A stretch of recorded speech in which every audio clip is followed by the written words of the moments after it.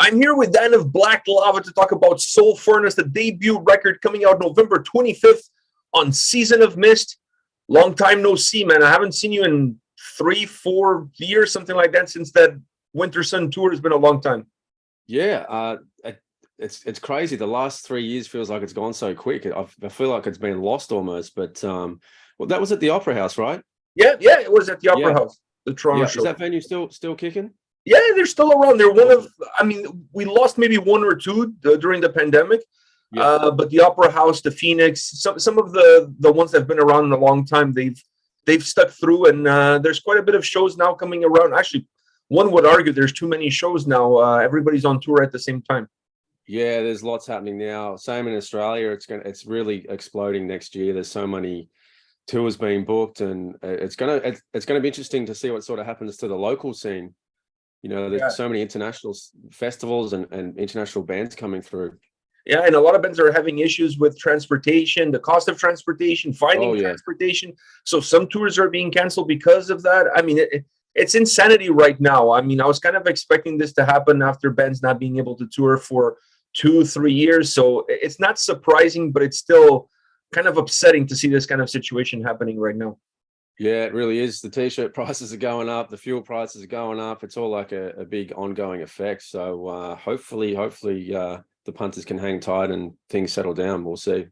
So let's talk about Black Lava and Soul Furnace. But I have to start this conversation with the hardest question. I honestly, I'm not a big guy when it comes to creating clickbait type questions or type arguments. But I feel like I have to ask this question because it was the first thing that came to my mind when I saw that you were involved with Black Lava and this record was coming out. Did your departure from Ne Obliviscaris had anything to do with this project, or the two things are completely separate? No, they're completely separate. You know, I decided to move on from Neo. We just I've been in the band 16, 17 years, so time for something different. And COVID changed a lot of things for everyone, changed a lot of things for me. And this band was started a little bit before I officially announced my departure. So it kind of, I guess it does look a little bit like, hang on a minute, what's going on here? But definitely no hard feelings. You know, I still chat to the guys in Neo like weekly. So definitely unrelated, but yeah, very happy in the new project. It's something completely different for me. So it's quite refreshing. So could we see a joint tour at some point in time? I'd be down for that. That'd be cool. I would definitely love to tour with those guys again. I miss them so much, you know, especially with Benji and Martino. They live in Europe and I'm in Australia. I have not seen those guys since the festival run of 2019. You know, and they're some of my closest and best friends. So I really do miss those guys. So when it comes to Black Lava, you mentioned already that the two announcements came very close to one another. So can you share a little bit of the origin stories? Like if this was a Marvel movie about Black Lava, what would be the origin story of the band? Well, initially it just came as a bit of an idea between myself and the guitarist Ben Boyle, who lives literally across the road from me, as a bit of like a frustration project because we had like really crazy lockdowns here. You know, it was nuts, and we're just going stir crazy and just wanted to jam and do something. And we just got together in my studio and just started fleshing some things out, and like as typically as Ben works, just like 3 days later, super quick, sends me a few demos of some stuff. And I'm like, hey, cool. So we worked on it a bit more, put a few tracks together. And then I was like, I think I know the right guy for vocals. So called my buddy Rob and said, hey man, I got some tracks I want you to listen to. Just, you know, let me know if it sort of tickles your fancy, you know? So yeah, we hung up, and like literally 5 minutes later, he called me back. He's like, yeah, I'm in. I was like, cool. We got something here. So it just sort of evolved from there. And about 2 weeks later, maybe, we got the bass player, Tim, and all four of us are really good friends prior to this band. And we've known each other a long time. And I've played in bands with Ben for probably 15 years now. So we do have a long-standing relationship musically and as mates too. So the songs that you guys started working on at that time, that for you, when the whole thing started, it was just really just jamming and having a great time. Did that work from that point on end up on the record? Yes, it did. And you're right, it really was just a a jam as just to see what happens and just to have fun and sort of. I haven't really done that for such a long time. I've been in a heavy touring band for so many years. You sort of, and things go like, it's all emails these days, how songwriting for a lot of bands anyway, it's all emailing ideas, and just getting inside that jam room and getting something organic was something I really missed. And I had so much fun getting back to that, because it's just what got me into, I guess, playing music with friends in the first place, is getting in the room, fleshing out ideas and just having fun with it.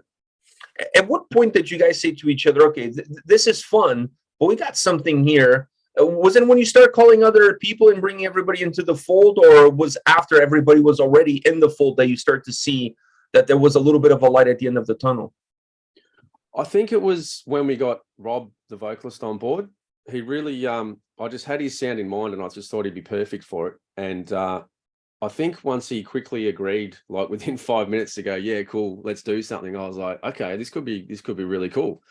And then I thought, well, let's do a record. You know, I own and run a studio, so it's like, it's pretty easy for us to get in there and track something. So we started the band in about September last year, and Boxing Day, the day after Christmas last year, we entered the studio and tracked everything in 5 days. Just locked ourselves in and just it was really a really cool experience, because typically when I enter the studio, whether I'm a session guy hired or with Neo or whatever, I'm very calculated, everything's mapped, and I do a lot of rehearsals and pre-productions, and everything's really structured. So it was really, really different and fun to do something this time where I'm just went in there and what happens, you know. It was really just a spur of the moment and capturing the moment. So it was really different and enjoyable process. When you guys got into the studio, did you already have the record label on board, or did you guys record everything on your own and then shopped it around?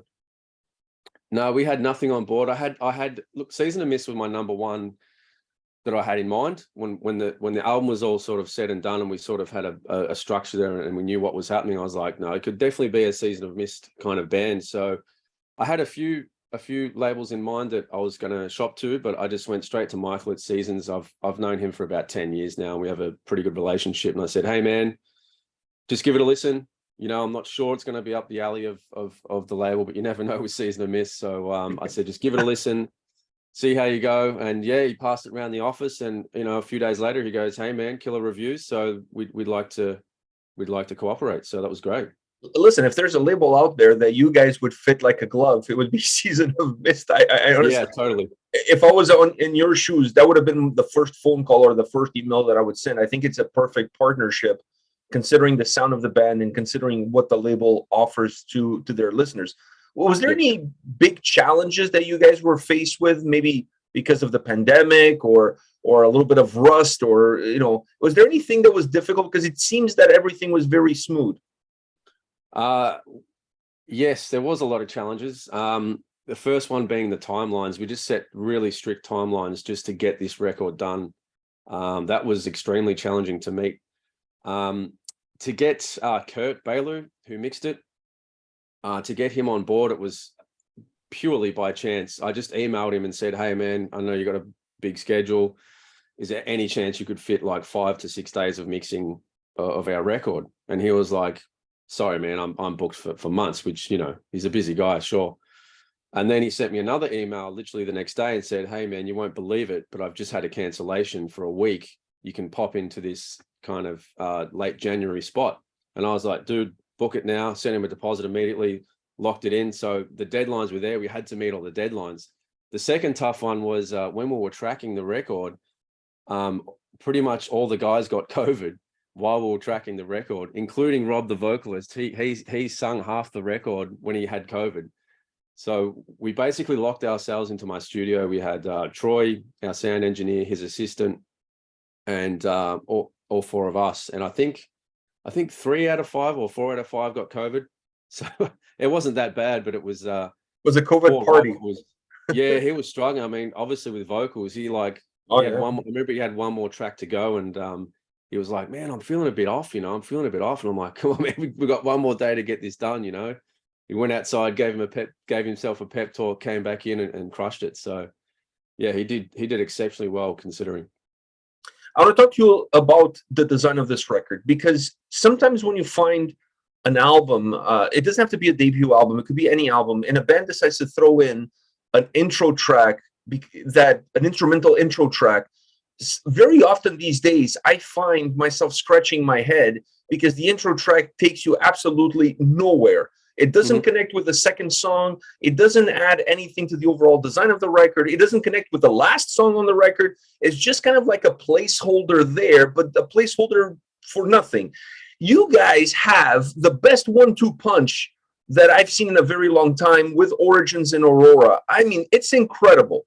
Now, my take on these two songs is that if you're listening to Aurora on its own, you're kind of getting the radio edit version. If you're listening to the album from start to finish and you have Origins and Aurora, you're getting the full-blown essence of what that track is all about, which is actually two songs together. Was that the idea from the beginning, or is this just pure coincidence in how everything kind of turned out? It initially, I think Ben had in mind, Ben wrote the majority of the record in terms of all the riffs and a lot of the structuring. I think initially it was going to be a separate song, perhaps an instrumental. And then Ben put the idea at the end to tie the two together. And they had got that short little gap, and then it kicks into Aurora. So I think initially it was going to be two separate tracks. And then Ben decided to slap that part on the end to really, yeah, as you said, give it that 1-2 punch. And I think it does fit quite well. It sets a bit of a mood. It's a bit of a mood setter. And then it just kicks in with Aurora, which is, pretty upbeat. So it was definitely planned. It sort of evolved as we went on with the record. And not only the album has a great start, the album has a great finish. Soul Furnace, in my opinion, from all the tracks that the record offers, is the best song to finish the album. It has the best atmosphere, it has the best mood, and it has elements that we don't really see throughout the entire record until you get to that last track. Once again, was that the song that you guys worked on in order to fit that mold of finishing the record on the right vibe?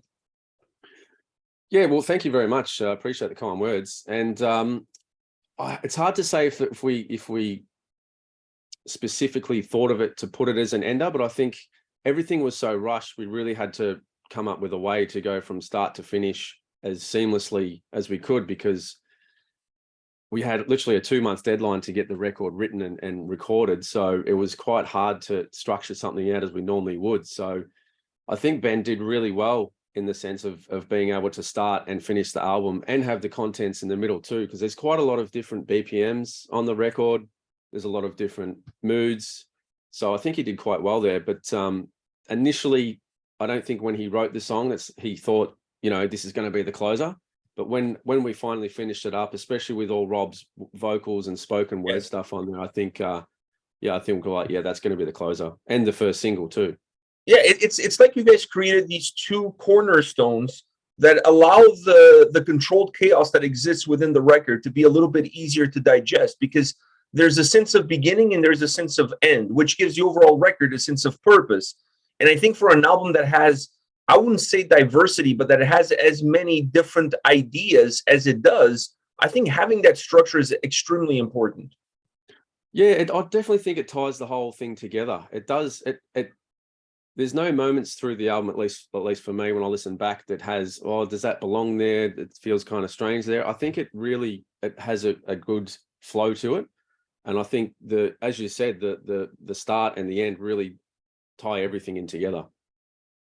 Now, when I got the album, before I pressed play, I'm reading the bio that comes with the release, and I'm seeing black and death metal as the genre. Then I started listening to the album, and I was like, it sounds a lot more like black metal with some death metal influences than death metal with black metal influences. Yeah. So that's my take, but what's your take? How do you define the sound on this record?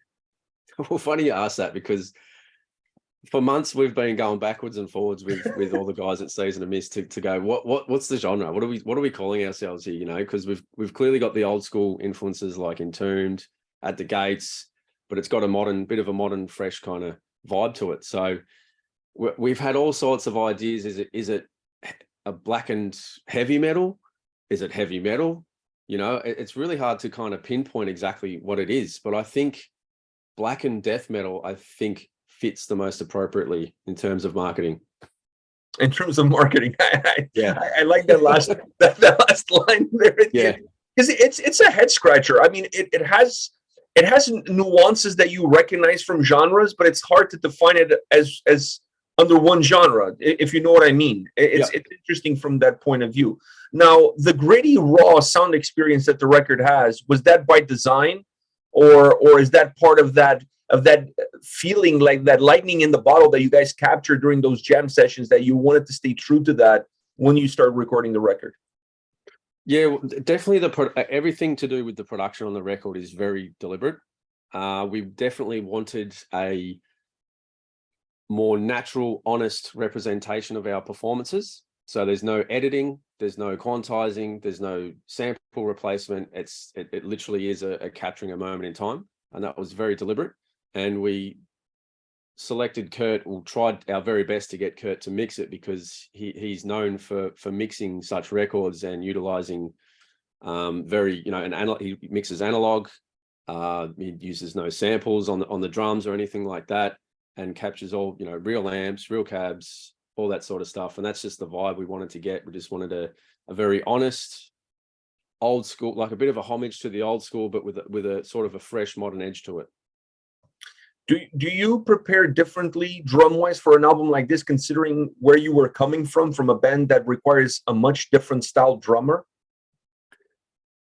Yeah, as I explained before, the preparation was quite different for me, and I felt a little bit vulnerable, actually, just being thrown into the, because I'm a very calculated sort of person when it comes to tracking and recording. So I was sort of thrown in the deep end, but I really did relish the experience. So preparing for it, I obviously just played through the tracks as much as I could and just tried to serve the songs as best I could, which is typically my, aim as I go into track anything anyway.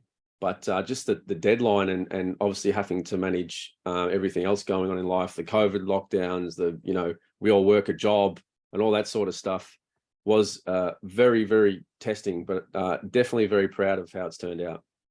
What does Black Lava give you as a musician that perhaps was missing in your career?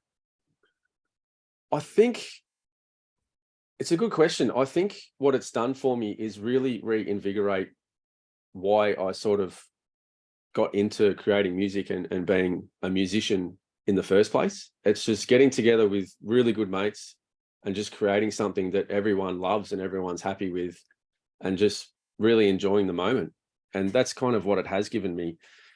Being in a heavy touring band for many, many years, I'm extremely grateful for, and will never, always cherish those moments. But it's really given me a reinvigoration into the creative process, and just the enjoyment I get with just, doing it with some of your best mates. Was this a little bit more liberating? Like, did you feel a little bit less restrained in terms of your own performance and what you could do with the drums on a record like this, with a band like this? Yeah, I don't think so. I'm very privileged to when I have worked with, especially Neo and the guys in Black Lava, to really have full creative control and the trust in the bandmates too, to trust that you're going to serve the music. And I always, especially in Ne Obliviscaris, it's a very challenging group to play in, because I have to be so aware of so many things that's going on, and to really serve the moment as best I can. It's easy to get carried away and just sort of, blast away and do all sorts of whatever stuff. But I really did try to make a focused effort to serve what's going on in the music, to make the music as best as it possibly could. And I'm trying to do the same thing in Black Lava. It's a little bit more rock and roll, I guess, which I'm enjoying, but definitely have the same mindset.